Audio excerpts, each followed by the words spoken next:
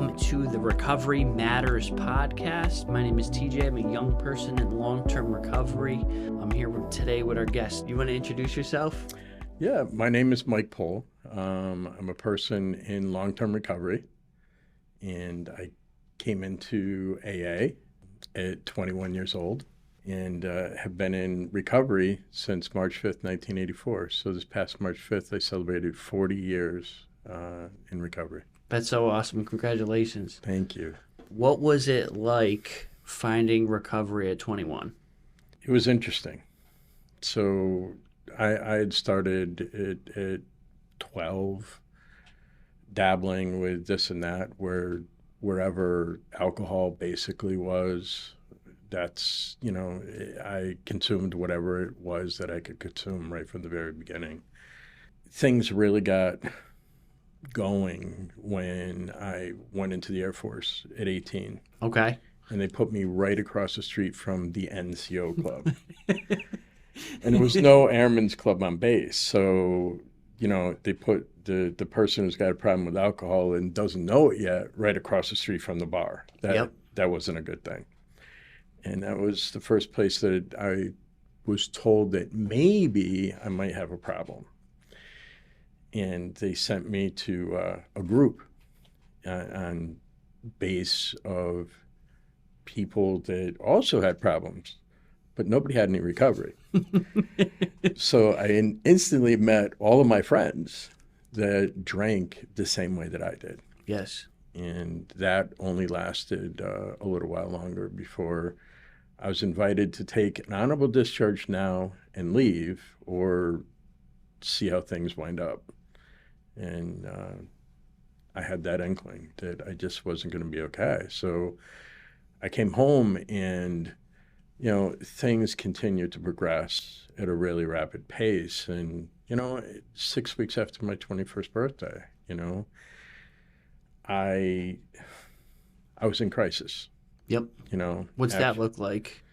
So what that looked like was that from back there at age 12, I had an inkling that I was gay. Okay.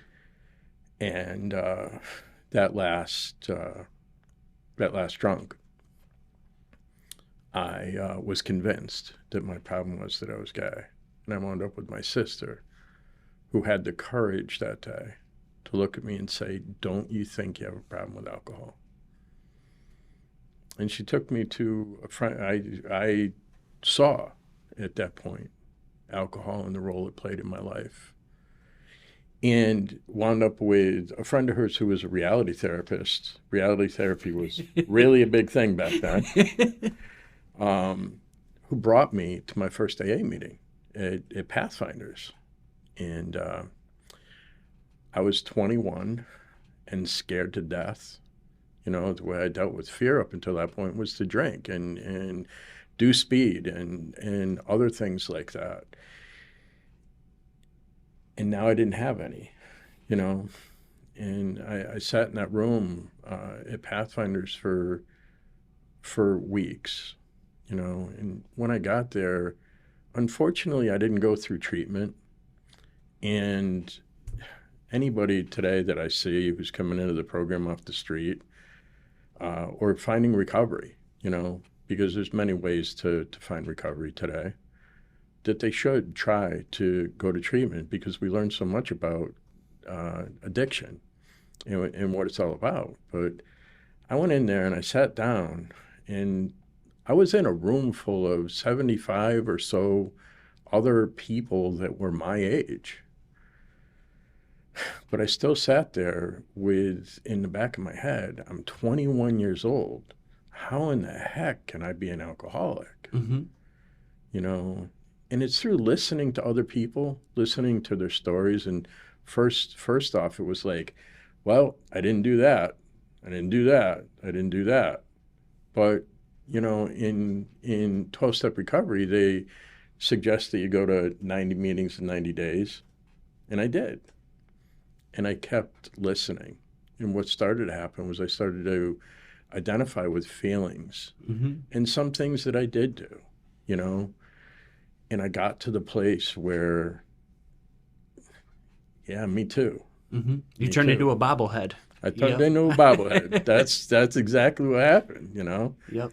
Because all of those things, you know, it rolled out that way, you know. Um, That's why I think, like, when you look at like all these different types of pathways of recovery, a lot of things are like the major part of all of them is really connection, right? right? You know, and like Very much so. Are you ready to make a difference in the lives of others? If so, then you should consider becoming a recovery coach. Recovery coaches are trained to help people in recovery, seeking recovery, or struggling with addiction. They provide support, guidance, and resources to help people on their recovery journey. CCAR Training is the leading provider of recovery coach training programs. Our programs are designed to teach you the skills and knowledge, what we call the science, while giving you an understanding of your own art needed to be a successful recovery coach. We offer a variety of training options, most offered online. If you're interested in becoming a recovery coach or just learning more, I encourage you to visit our website or contact us today. We would be happy to answer any questions you have and help you get started on your journey to becoming a recovery coach. We hope you'll visit us at www.addictionrecoverytraining.org to learn more.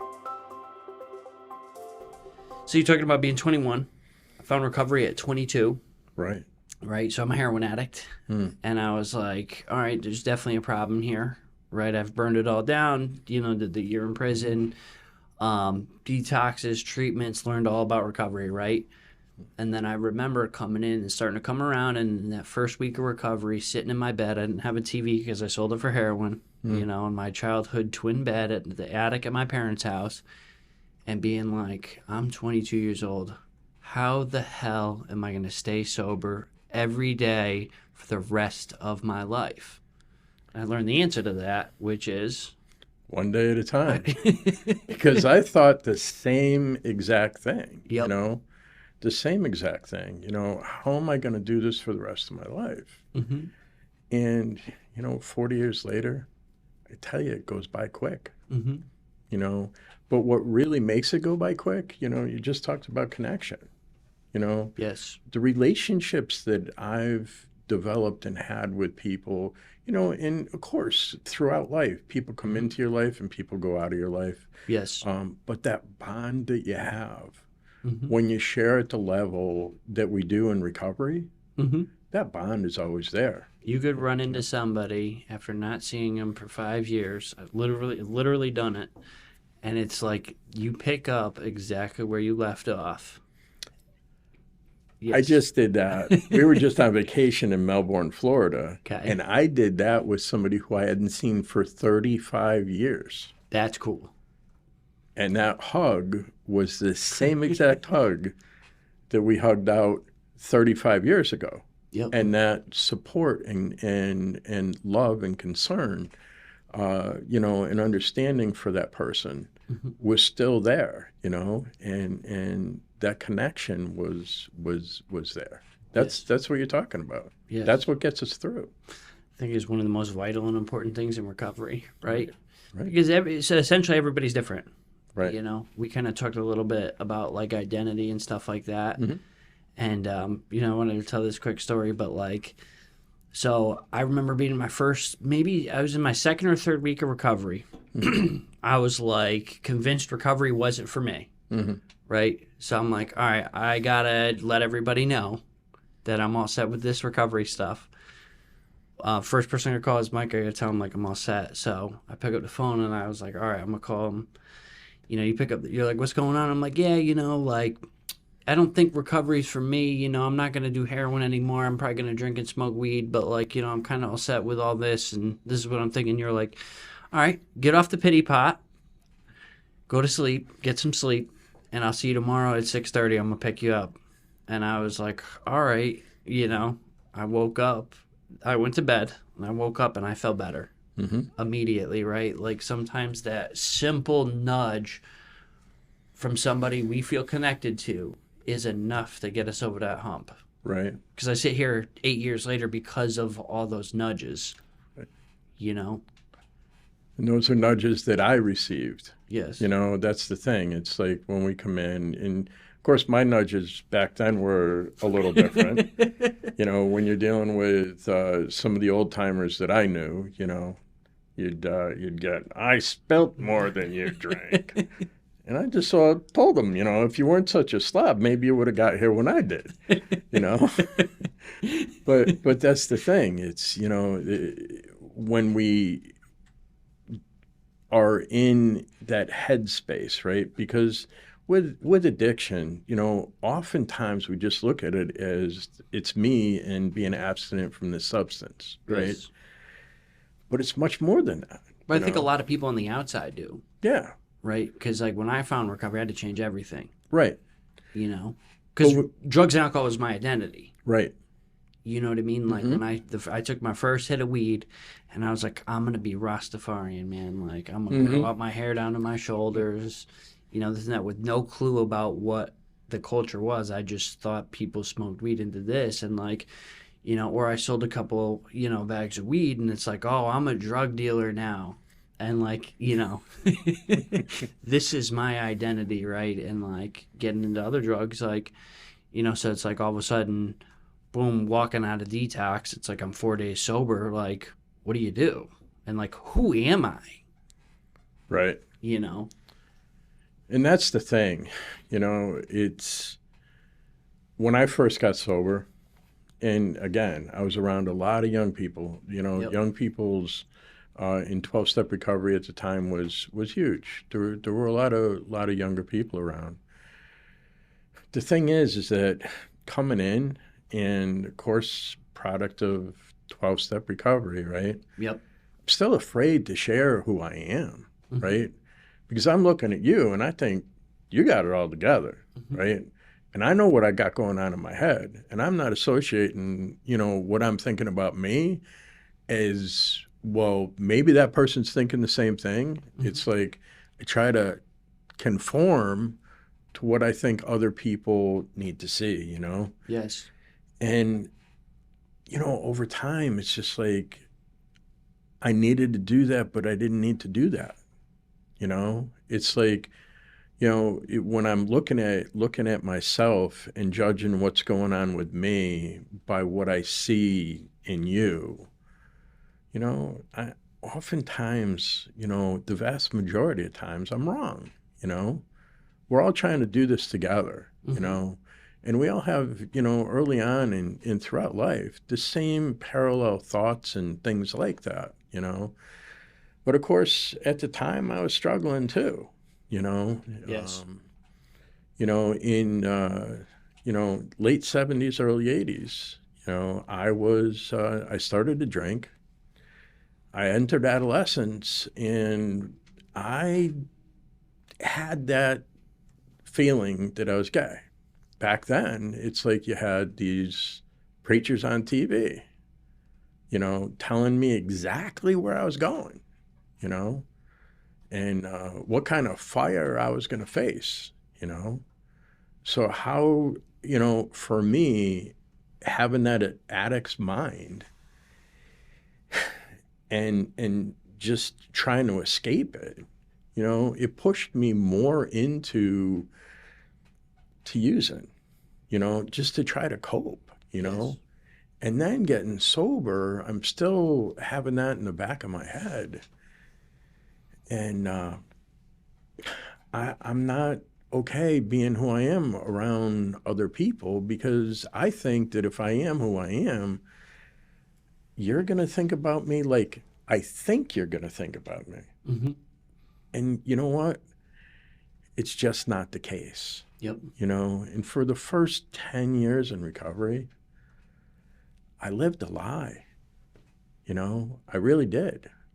You know, and it wasn't until I found a sponsor who was a gay man, who was married when the state didn't recognize marriage, right? It's cool. And he, you know, he was an incredible example of sobriety and recovery. You know, it wasn't until I met him and started to really be able to share who I was and what I thought, you know, until I went through that first sharing, you know, that in 12-step recovery, we do 4th and 5th steps, you know. Yep. And I was able to share that.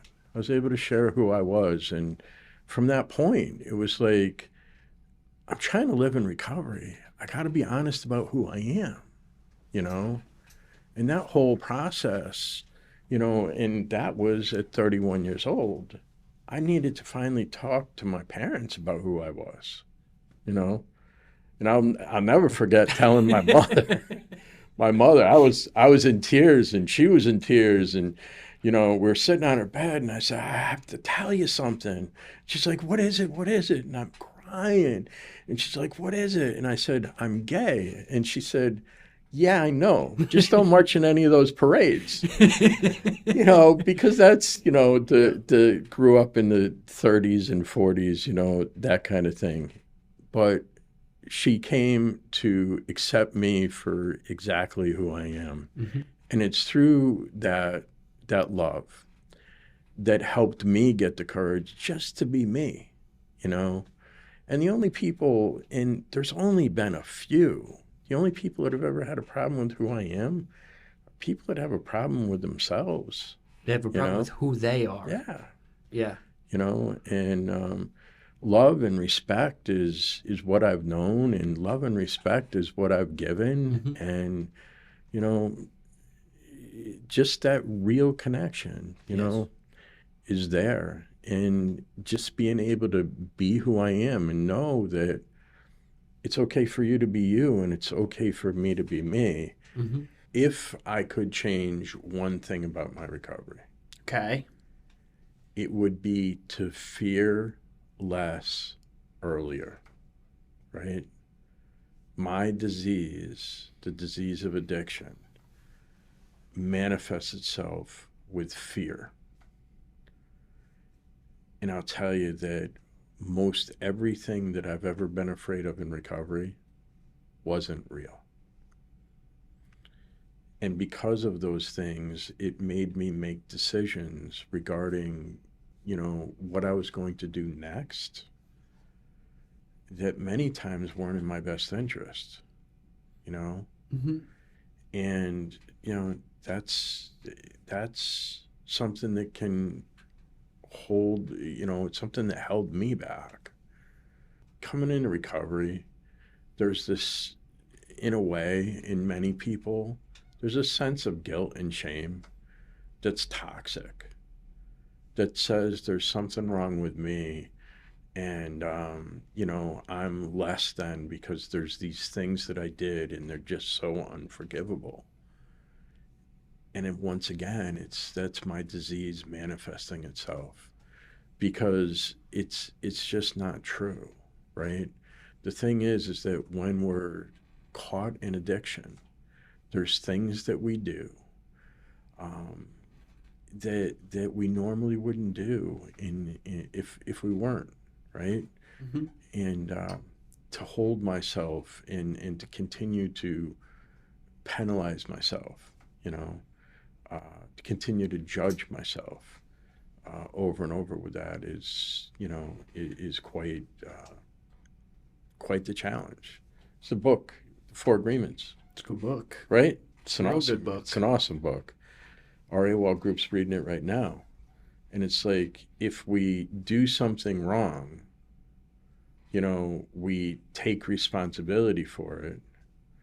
And, you know, we take accountability for it and we pay for it once. That's healthy. Yes. With me, when I got sober, I held on to it. I became what was wrong, and I continued to pay for it over and over and over again because I thought that I needed to do that. I don't need to do that, right?